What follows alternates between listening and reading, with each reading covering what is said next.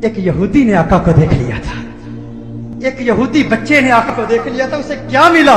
ایک یہودی غیر مسلم بچہ ایک مرتبہ اس نے مدینہ المنورہ میں کونین کے والی صلی اللہ علیہ وسلم کے حسین چہرے کو دیکھ لیا، آقا کے حسن کو دیکھ لیا، چہرہ والضحیٰ کو دیکھ لیا، آقا کی زلفوں کا اسیر ہو گیا، آقا کے پیار کو، آقا کے عشق کو، چہرہ والضحیٰ کو، چہرہ یار کو آئینے دل میں یوں اتار لیا، دل کے آئینے میں یوں اتار لیا کہ آقا کے عشق میں، آقا کی محبت میں ہر وقت روتا رہتا، گریہ زاری کرتا، آقا کو یاد کرتا. ماں باپ کا اکلوتا بیٹا تھا، ایک ہی بیٹا تھا، یہودی تھے ماں باپ اس کے، خود بھی یہودی تھا. ایک مرتبہ آقا کے حسن کو دیکھ لیا، اس کا سودا ہو گیا، بازار مصطفیٰ میں آقا کا دیوانہ ہو گیا، آقا کا عاشق ہو گیا. ماں باپ کو بتایا نہیں، ماں باپ کو اطلاع نہیں دی کہ میں حضور کا عاشق ہو گیا ہوں، حضور سے محبت کرتا ہوں. چپ کے گھر سے چھپ کر کسی بہانے، کبھی بکریاں چرانے کے بہانے مدینہ المنورہ میں آقا کے حسن کو تلاش کیا کرتا، کبھی مسجد نبوی شریف کے دروازے سے چپ کے آقا کا حسین چہرہ دیکھ لیا کرتا تھا، آقا کے حسن کو دیکھتا، آقا کی عظمتوں کے ترانے الاپتا. ایک وقت گزر گیا، ایک مدت بیت گئی، آقا کا دیدار نہیں ہوا. تمنائے دیدار مصطفیٰ صلی اللہ علیہ وسلم میں بیمار ہو گیا، بیمار عشق مصطفیٰ ہو گیا. اس قدر بیمار ہوا کہ بستر علالت کو اپنا بچھونا بنا لیا، وہ بستر پر آ گیا. ماں باپ پریشان ہیں، حیران ہیں، اسے کیا ہوا، اچانک اسے کیا ہو گیا.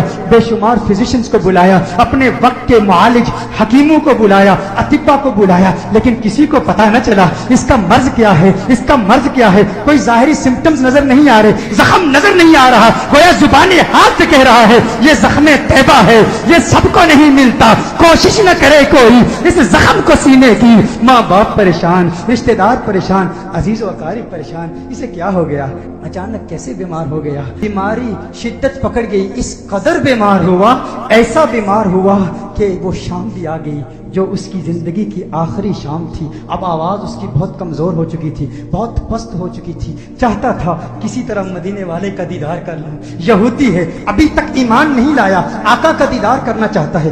بڑی مشکل سے آواز بلند کرتا ہے میرے والد محترم، میری ایک تمنا ہے، میری ایک آرزو ہے، میری ایک خواہش ہے، آپ پوری کر دیں گے نا؟ والد نے کہا ہے میرے لخت جگر، ہے میری آنکھوں کے تارے، تو میرے دل کا سہارا ہے، تو اس دنیا سے آج جا رہا ہے. معالج اطباء ڈاکٹرز نے جواب دے دیا ہے تیرے بچنے کا کوئی امکان نہیں ہے، تیری خواہش کیسے پوری نہیں کروں گا؟ کہا میرے والد محترم، مرنے والے کی خواہش تو دشمن بھی پوری کرتے ہیں، آپ ناراض تو نہیں ہوں گے نا؟ کہا ناراض نہیں ہوتا، تو بتا کیا چاہتا ہے؟ کہا اپنا دل آمنہ کے لال کو دے چکا ہوں، میں محمد عربی کا عاشق ہو چکا ہوں، ان کے عشق میں گائل ہو چکا ہوں. میری ایک خواہش، میری ایک تمنا، میری ایک آرزو، ایک مرتبہ چہرہ والضحیٰ کو دیکھنا چاہتا ہوں، ایک مرتبہ آقا کی حسین زلفوں کو دیکھنا چاہتا ہوں. والد ناراض ہو گیا، والد نے غصہ کیا، ارے ظالم تو کیا کہہ رہا ہے، دنیا سے جا رہا ہے، اپنا دین بھول چکا ہے، کیا کہہ رہا ہے؟ کہا ہے والد محترم، آپ نے وعدہ کیا تھا نا، آپ نے کہا تھا میری آخری خواہش پوری کریں گے. والد نے کہا میں نے وعدہ کیا تھا، تو میرا اکلوتا بیٹا ہے، تیری خواہش پوری کروں گا. آقا کی بارگاہ میں پیغام پہنچایا گیا، رسول اللہ صلی اللہ علیہ وسلم کی بارگاہ میں پیغام پہنچایا گیا. ایک یہودی ہے پر ہے آپ کا دیوانہ، آپ کا عاشق ہے. میرے آقا رحمت للعالمین ہیں، وہ ساری کائنات کے لیے رحمت ہیں، فقط مسلمانوں کے لیے رحمت نہیں، وہ ہر مذہب سے تعلق رکھنے والوں کے لیے رحمت ہیں، فقط انسانوں کے لیے رحمت نہیں، وہ تو نباتات کے لیے رحمت ہیں، وہ تو جمادات کے لیے رحمت ہیں، وہ تو شجرات کے لیے رحمت ہیں، وہ تو جنات و ملائکہ اور ساری کائنات کے لیے رحمت ہیں. میرے آقا کا انداز دل برانہ دیکھیے. میرے آقا نے صحابہ سے فرمایا صحابہ اٹھو، ایک یہودی ہے پر مجھ سے پیار کرتا ہے، دنیا سے جا رہا ہے، آؤ اس کے پاس چلتے ہیں. میرے آقا یہودی بچے کے گھر میں چلے جاتے ہیں. وہ یہودی بچہ آقا کا انتظار کرتے کرتے اب اس کی آنکھیں بند ہو چکی تھی. والد اس کے قریب کھڑا تھا. والد نے کہا ہے میرے لختے جگر، ہے میرے بیٹے، آنکھیں کھول، آنکھیں کھول، آنکھیں کھول، دیکھ تیرا پیار آ گیا ہے، دیکھ تیرا محبوب آ گیا ہے.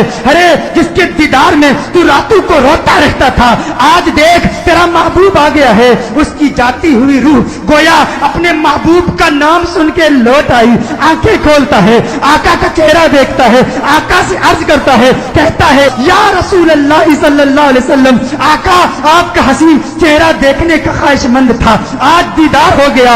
एक तमन्ना, एक आरज़ू, या रसूल अल्लाह मेरे पास कोई नमाजें नहीं है, मेरे पास कोई रोजे नहीं है, कोई इबादत नहीं की, मुत्तकी नहीं हूँ, कुरान का कारी नहीं हूँ, कुछ भी नहीं है, फकत आपका प्यार है। या रसूल अल्लाह क्या मेरी निजात का इम्कान भी है, क्या मेरी निजात भी हो सकती है? या रसूल अल्लाह क्या मुझे भी मग़फ़िरत का परवाना मिल सकता है? आका ने इरशाद फरमाया, हाँ कलिमा तौहीद पढ़, मैं तेरी निजात की जमानत देता हूँ। वो आका के कदमों में गिर जाता है, आका के कदमों में गिर के कहता है, मंजिले कब्र से लेकर दुखूले जन्नत तक आपकी जमानत पर कलिमा पढ़ता हूँ। कलिमा तौहीद पढ़ता है, जान अल्लाह के सपुर्द कर देता है। वालिद ने कहा अब इसकी मैयत मुसलमानों की अमानत है, अहले इस्लाम की अमानत है, अब इसकी तजहीज़ और तकफीन की जिम्मेदारी आपकी है। जब जनाजा तैयार किया जाता है उस आशिक का, जब जनाजा तैयार किया जाता है उस दीवाने का, उस आशिक का जनाजा